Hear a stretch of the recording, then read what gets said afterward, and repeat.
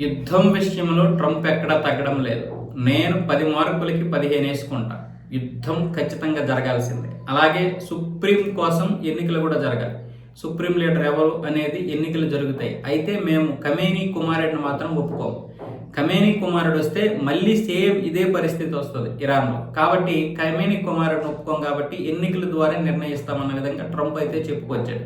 అలాగే మరికొన్ని విమానాలను కూడా మోహరిస్తున్నాం, మరికొన్ని ఆయుధాలు కూడా వస్తున్నాయి. ఏదేమైనా సరే ఇరాన్ని వదిలే ప్రసక్తే లేదు. ఇరాన్ ఇప్పుడు క్షమాపణ అడిగినా సరే మేమైతే విడిచిపెట్టము. అలాగే ఖమేనీ కుటుంబాన్ని కూడా విడిచిపెట్టము. ఖమేనీ కుటుంబం కూడా ఉండకూడదు. ఖమేనీ కుటుంబం ఉంటే ఇరాన్ మళ్ళీ ఇలాంటి నిరంకుశత్వ పాలనలోకి వెళ్ళిపోతుంది విధంగా ట్రంప్ తనని తాను సమర్థించుకుంటూ ఇరాన్ ప్రజలను కూడా రెచ్చగొట్టే ప్రయత్నాలు అయితే చేశారు. మరి ప్రజలైతే ఇప్పుడు బయటకు వచ్చే పరిస్థితి అయితే లేదు. కానీ ఖమేనీ కుమారుడికి ఒక స్పష్టమైనటువంటి ఆదేశాలు అయితే జారీ చేశారు. అంటే మేము నిన్ను ఒప్పుకోవడం లేదు అని. ఇప్పుడు ప్రస్తుతానికైతే అతడే నేను రెండో సుప్రీంగా ఉంటాను అంటే నెక్స్ట్ తన తండ్రి తర్వాత సుప్రీం అని అతనే అనుకుంటున్నాడు ఈ ఉద్రిక్తత పరిస్థితులు చల్లబడిన తర్వాత. మరొక వైపు రజా పహ్లవి కూడా ప్రయత్నాలు చేస్తున్నాడు.